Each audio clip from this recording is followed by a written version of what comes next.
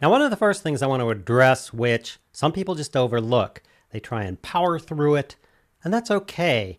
But if you're going to spend any time, be it a couple hours a day or more, day after day, week after week, year after year, you should pay attention to the environment you're working in. I know you're going to look at this possibly and go, yes, I already know about this, but have you done anything about it?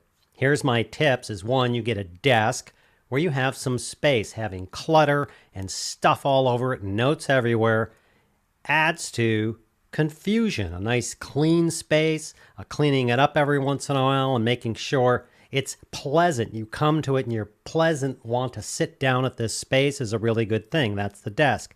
Second is this chair. This is a Secret chair. Secret Labs chair.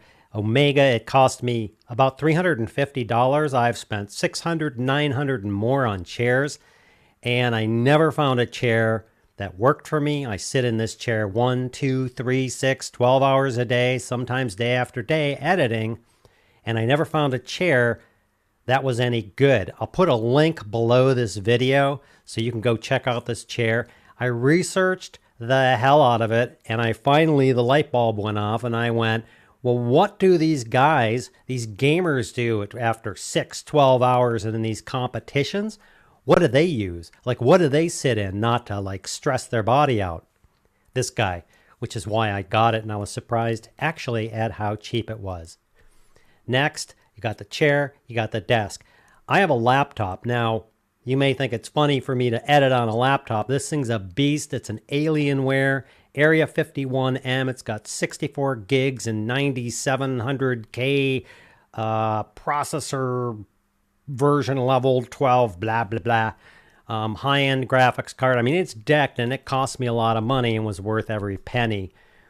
You can use whatever you want. I'm just telling you the speed increase for me and the ability to have up-to-date everything for me was good. The real buy here was, you can't see, is over here is an Alienware. Doesn't matter what brand you use.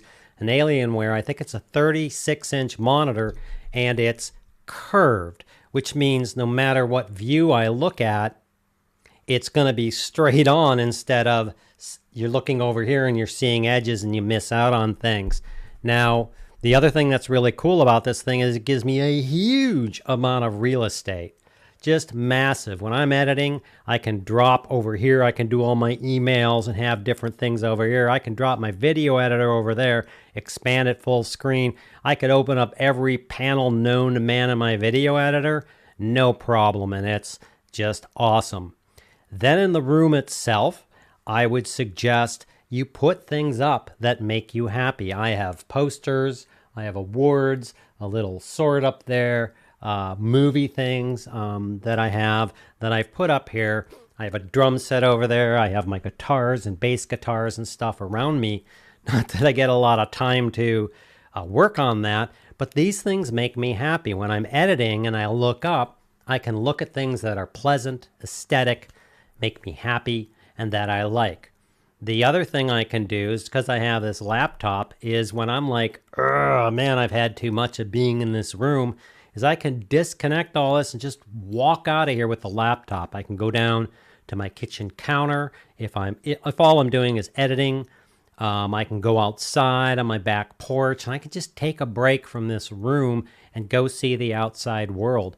Concentrating on a space this big for hours at a time can be tough for some people, and it's really good to either take it with you or just drop it all and take a 15-minute break. Go outside, take a walk, look at something far from your eyes.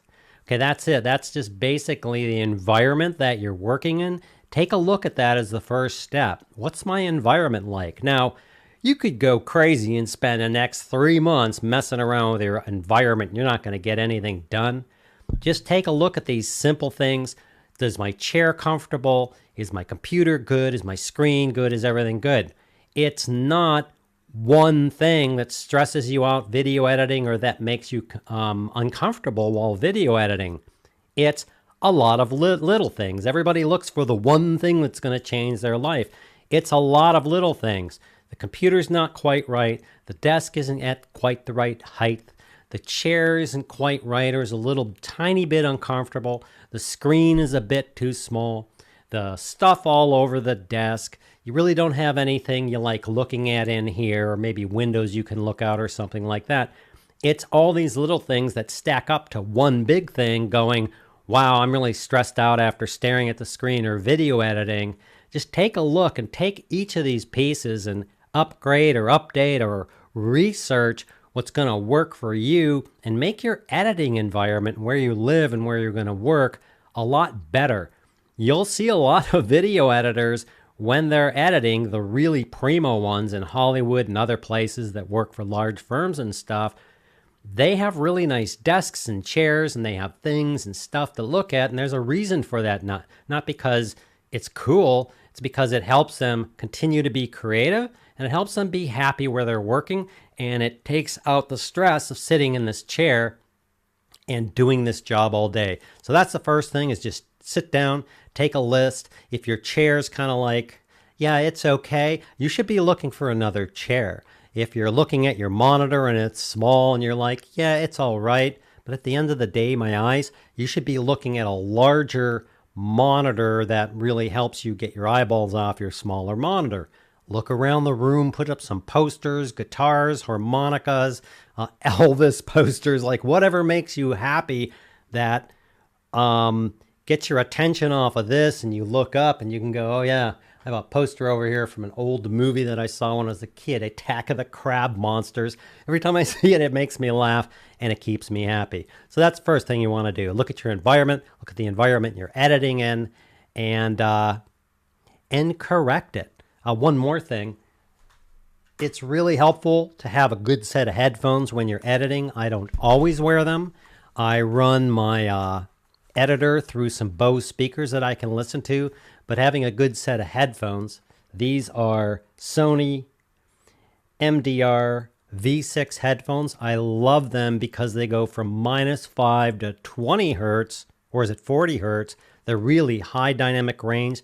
They're flat. They don't add anything to what I'm listening to.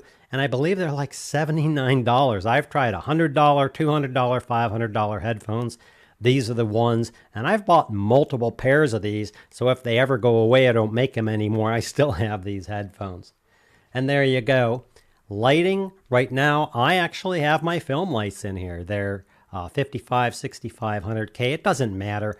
But these weird, dim yellow lights, not cool. I would suggest you turn the lights off is better than having some yucky yellow light, which also affects your editing and will color stuff. You can always go get some bulbs at Home Depot or Lowe's or on Amazon, which are like 5,500K or 4,500K or whatever is suited for you, so you don't sit here with all this eye strain and you're not sitting here in a off lit. I think no lit is better than off lit, personally, especially when you're video editing. There's my tips. Take stock, look around, write down on a piece of paper all the things that are kind of iffy for you, and start doing your research, and let's make your editing area more conducive to you being an editor. Next, let's go into some of the attitudes and mindsets that an editor uses that some of them don't even know about.